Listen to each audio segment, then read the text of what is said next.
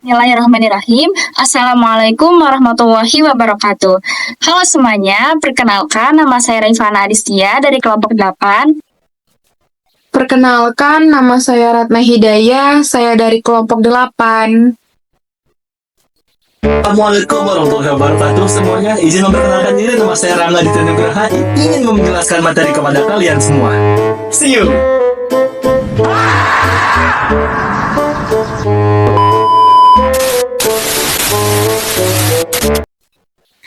Halo, perkenalkan nama saya Rifda Azmi Humaima. Saya dari kelompok 8 yang akan membahas tentang kondisi kesehatan psikologis yang kritis.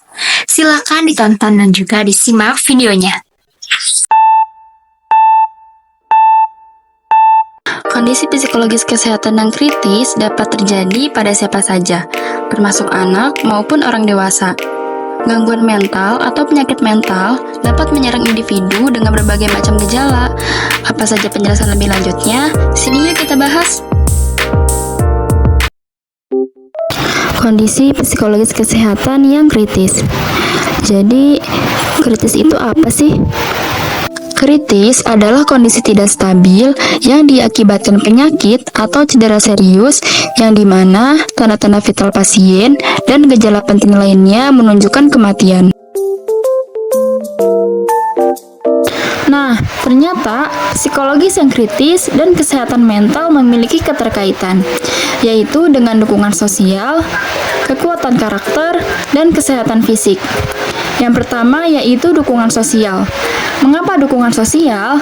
Karena dengan dukungan sosial dapat mengurangi efek buruk dari stres mental dan membantu individu dalam menghadapi tantangan mental.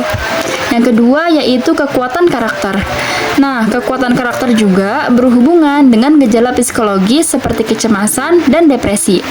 Jadi, seseorang yang cemas berlebihan maka akan mengakibatkan depresi. Yang ketiga yaitu kesehatan fisik yang optimal. Hal ini sangat berdampak positif pada kesehatan mental, sehingga perlunya menjaga kesehatan fisik untuk menjaga kesehatan mental.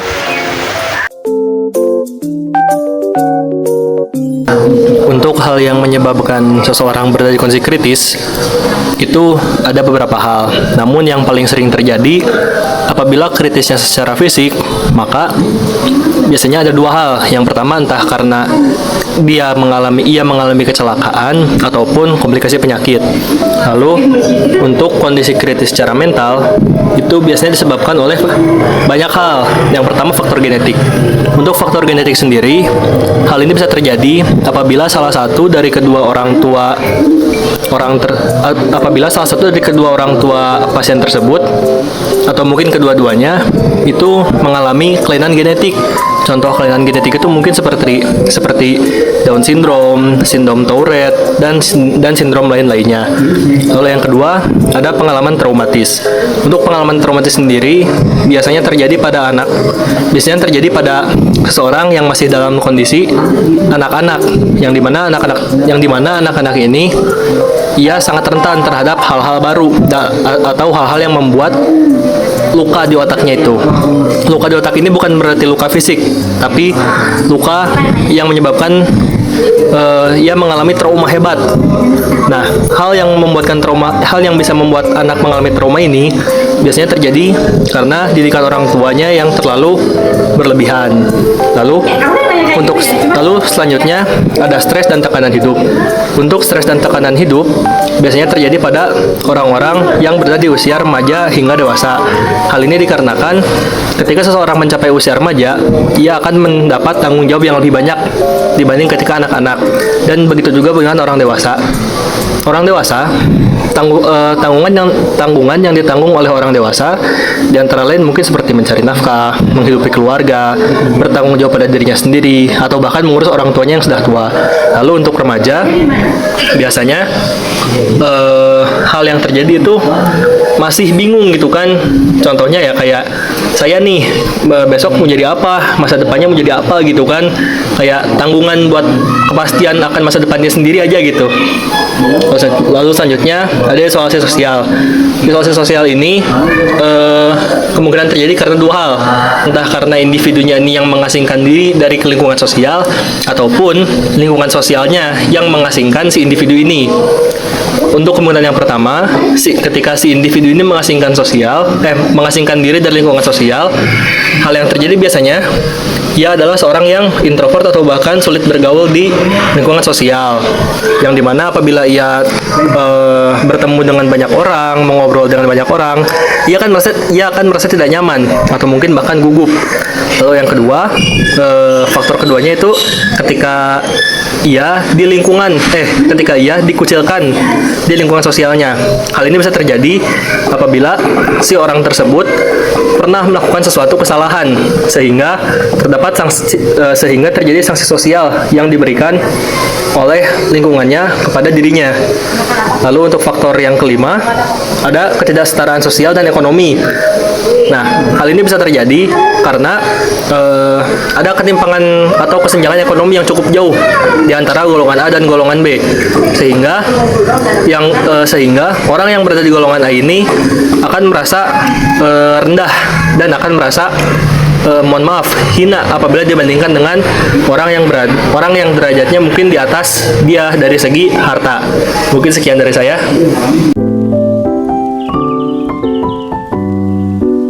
Kapan kesehatan mental mulai terganggu? Seperti yang sudah ada di PPT ini, poin yang pertama adalah merasa ketakutan atau kekhawatiran yang berlebihan. Merasa takut ketika sedang menghadapi situasi yang menegangkan adalah hal yang normal.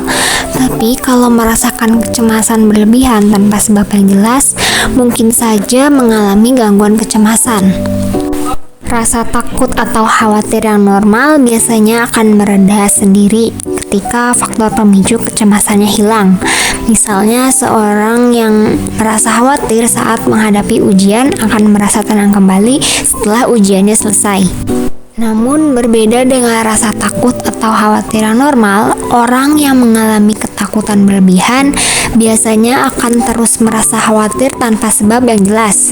Munculnya rasa khawatir berlebihan ini seringkali disebabkan oleh gangguan kecemasan. Apabila tidak mendapatkan penanganan, penderita gangguan kecemasan berlebihan bisa mengalami kesulitan dalam menjalani aktivitas sehari-hari, seperti menurunnya performa kerja atau prestasi belajar di sekolah, juga kesulitan untuk berinteraksi dengan orang lain. Lalu, penyebab munculnya rasa cemas berlebihan akibat gangguan kecemasan hingga kini belum diketahui dengan pasti. Namun, ada beberapa faktor yang dapat menyebabkan seseorang beresiko terkena gangguan cemas.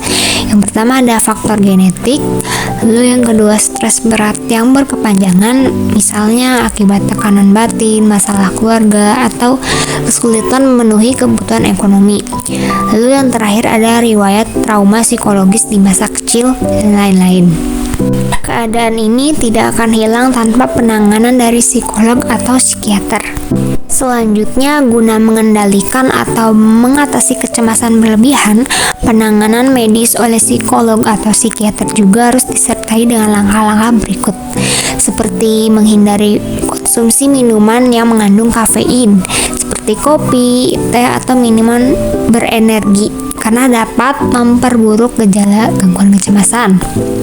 Lalu ada lakukan olahraga secara teratur, seperti jogging, senam aerobik, dan bersepeda untuk membantu mengurangi stres dan memperbaiki suasana hati. Kemudian ada istirahat yang cukup selama 7-9 jam setiap malam. Dan ada coba untuk curhat atau bercerita kepada orang terdekat mengenai perasaan atau masalah yang sedang dihadapi. Dan yang terakhir, hindari konsumsi minuman beralkohol, obat-obatan terlarang, dan juga merokok karena bisa memperparah gangguan kecemasan yang dialami. Lalu di poin kedua ada perasaan bersalah yang menghantui. Setiap manusia pasti pernah merasa bersalah. Perasaan ini muncul setiap kali kita merasa melakukan kesalahan sehingga membuat diri sendiri tidak nyaman. Beberapa orang juga dapat mengalami rasa bersalah secara terus-menerus. Ini berdampak buruk terhadap orang yang mengalaminya. Akibatnya, kita dapat kesulitan berkonsentrasi ketika bekerja atau sekolah. juga memiliki hubungan yang buruk dengan pasangan atau teman, hingga kerap menjatuhkan harga diri sendiri. Oleh karena itu, cobalah untuk mulai berdamai dengan rasa bersalah dalam diri sendiri. Normalnya, rasa bersalah dapat membantu kita termotivasi untuk berubah menjadi lebih baik. Hadirnya perasaan bersalah ini juga membantu memperkuat hubungan dengan orang lain. Dengan catatan, kita meminta maaf dan berusaha untuk memperbaiki diri ke depannya. Akan tetapi, jika emosi ini menguasai diri kita secara berlebihan dan terus-menerus, tentu kualitas hidup kita juga akan ikut terpengaruh. Menurut American Psychiatric Association, rasa bersalah yang berlebihan atau guilt complex ini dapat dikategorikan sebagai salah satu tanda depresi. Emosi ini juga muncul akibat dari trauma kecil dan post-traumatic stress disorder atau PTSD. Lalu ada beberapa cara untuk menghilangkan rasa bersalah yang berlebihan. Misalnya dengan mulai menghargai usaha sendiri, melihat dari sudut pandang orang lain, dan juga berpikir positif. Namun jika langkah-langkah tersebut masih belum dapat menghilangkan rasa bersalah yang berlebihan ini, lebih baik kita bisa berkonsultasi dengan ahli kesehatan mental untuk mengatasi masalah ini. Lalu di poin ketiga ada perubahan mood atau suasana hati yang drastis. Istilah untuk menggambarkan perubahan suasana hati secara drastis biasanya disebut mood swing. Kondisi ini bisa dipicu oleh berbagai faktor, mulai dari pengaruh lingkungan sekitar, gangguan mental, perubahan hormon, hingga kondisi medis tertentu. Lalu terdapat ciri-ciri umum dari mood swing. Yang pertama ada emosi yang tidak terkontrol, seperti mudah marah, mudah tersinggung, atau cemas dan sedih yang terus-menerus. Yang kedua ada bertindak impulsif atau terlalu gegabah. Yang ketiga insomnia, yaitu susah untuk tidur. Seperti yang kita tahu, saat kurang tidur, tubuh tidak memiliki waktu yang cukup untuk memulihkan energinya. Nah, kondisi inilah yang bisa memicu terjadinya mood swing. Lalu ada kelelahan dan kurang berenergi atau sebaliknya. Lalu gangguan pada nafsu makan yang menyebabkan berat badan turun atau naik. Selanjutnya ada kesulitan untuk memusatkan fokus dan juga konsentrasi. Juga kesulitan untuk memahami atau menyampaikan informasi dengan baik. Terkadang juga disertai dengan gejala fisik lain seperti sakit kepala atau gangguan sistem pencernaan. Yang terakhir, hilangnya minat pada aktivitas yang semula digemari. Lalu pada kasus yang lebih serius, mood swing juga bisa disertai dengan perilaku destruktif seperti melukai diri sendiri hingga keinginan untuk bunuh diri. Mood swing bisa mereda dengan sendirinya tanpa memerlukan penanganan khusus. Kendati demikian, terdapat sejumlah cara yang dilakukan untuk mengatasi ataupun mencegah terjadinya mood swing, yaitu yang pertama adalah mengelola stres dengan bermeditasi serta meluangkan waktu untuk diri sendiri. Yang kedua adalah menjalani gaya hidup sehat sebaik mungkin, seperti rutin berolahraga, mengonsumsi makanan sehat dengan gizi seimbang, dan juga tidur yang cukup. Yang ketiga, menulis jurnal harian untuk membantu mengenali berbagai faktor yang dapat memicu mood swing. Yang keempat, ada membatasi konsumsi makanan yang mengandung tinggi gula, alkohol, kafein secara berlebihan. Lalu yang terakhir, berkonsultasi dengan psikolog atau psikiater untuk mengidentifikasi penyebab mood swing dan mendapatkan perawatan yang tepat. Seperti itu. Lalu di poin ketiga ada tampak menarik diri dari teman dan juga lingkungan sosial. Sebagian orang memilih untuk menarik diri dari lingkungan dengan beragam alasannya. Padahal perilaku ini bisa memberikan dampak buruk jika tidak segera diatasi. Apapun alasannya, menarik diri lalu akhirnya menyendiri bukanlah solusi. Menarik diri untuk sementara waktu bukanlah masalah. Mungkin ingin menenangkan diri supaya segera pulih kembali. Tapi jika berlarut-larut, bukannya perasaan bertambah tenang, tapi malah menjadi semakin kalut. Lalu ada beberapa alasan seseorang memilih untuk menarik diri. Di antaranya yang pertama ada dikucilkan atau dibully dalam pergaulan. Jangan anggap remeh pembulian karena bisa menyebabkan korban menjadi rentan mengalami depresi hingga akhirnya memilih untuk menarik diri. Bahkan karena mental yang tidak kuat, ada juga yang sampai nekat untuk melakukan bunuh diri. Apalagi jika pembulian yang dilakukan tidak hanya secara verbal, tapi melalui tindakan nyata. Bukan hanya jiwanya saja yang terserang, tapi juga raganya. Seperti yang kita tahu, di negara manapun selalu ada saja kasus tentang pembulian yang akhirnya menyebabkan korban tersebut melakukan bunuh diri. Lalu alasan yang kedua adalah lingkungan tidak menerima keberadaannya. Alasan ini yang akhirnya membuat seseorang memilih untuk menarik diri dari lingkungan.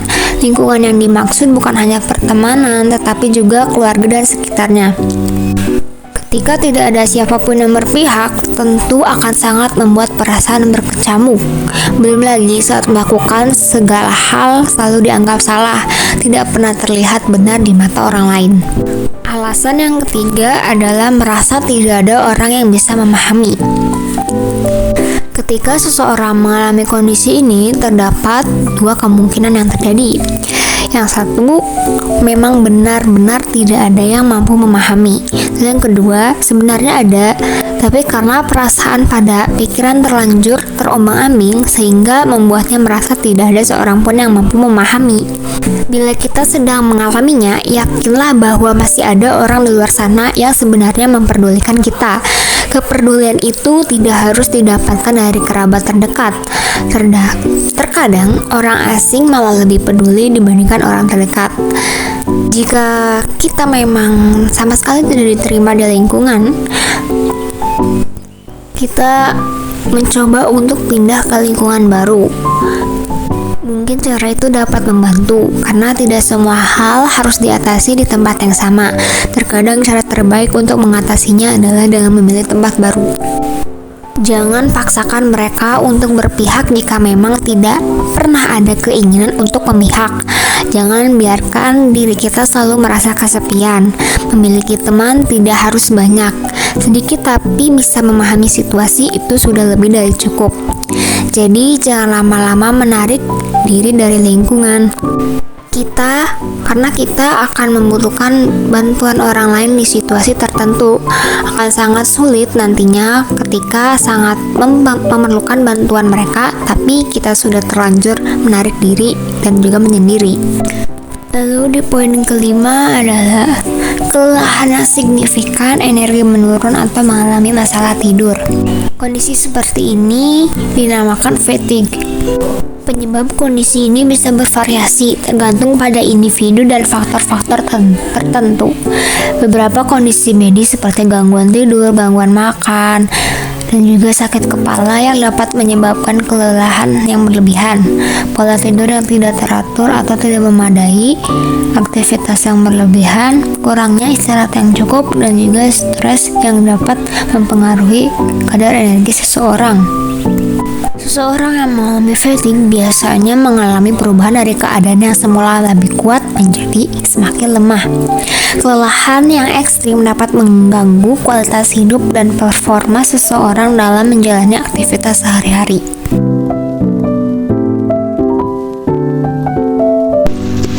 Respon emosional yang umum. Yang pertama yaitu kemarahan dan frustasi. Kemarahan dan frustasi bisa disebabkan oleh beberapa hal. Yang pertama yaitu stres. Stres bisa menyebabkan kita merasa frustasi dan marah. Yang kedua, rasa tidak adil. Ketika kita merasa diperlakukan tidak adil, baik itu di tempat kerja, dalam hubungan, atau situasi lain, bisa memicu rasa marah dan frustasi. Yang ketiga, harapan yang tidak terpenuhi. Yang keempat, konflik dalam hubungan. Yang kelima, masalah kesehatan. Yang kedua, kekhawatiran tentang masa depan. disebabkan oleh berbagai faktor. Yang pertama, ketidakpastian, tekanan masyarakat, perbandingan, masalah keuangan, perubahan hidup. Yang ketiga, berduka atas hilangnya kesehatan yang disebabkan oleh kehilangan kemampuan, harapan yang hancur, perasaan yang hilang, keterbatasan dan ketergantungan, kehilangan identitas. Yang keempat, ketakutan terhadap kematian yang disebabkan oleh ketidakpastian, kehilangan kontrol, rasa takut akan penderitaan, keraguan tentang tujuan hidup, kehilangan orang yang dicintai, keyakinan dan agama. Yang terakhir, merasa tidak berdaya, putus asa atau tidak mampu melihat masa depan yang melampaui kondisi saat ini disebabkan oleh kekurangan dukungan emosional, pengalaman trauma atau kehilangan, gangguan kesehatan mental, ketidakpastian atau kondisi hidup yang sulit, rasa tidak berarti atau hilangnya tujuan.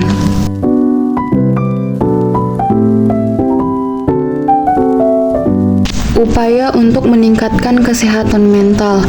Kita dapat melakukan hal-hal yang positif seperti menerima situasi, selalu berpikir positif, isi waktu dengan melakukan hobi, tetap memenuhi asupan gizi yang seimbang, sisihkan waktu untuk berolahraga, memperkuat dukungan sosial, tidur yang cukup, mengembangkan keterampilan coping, mengurangi stres.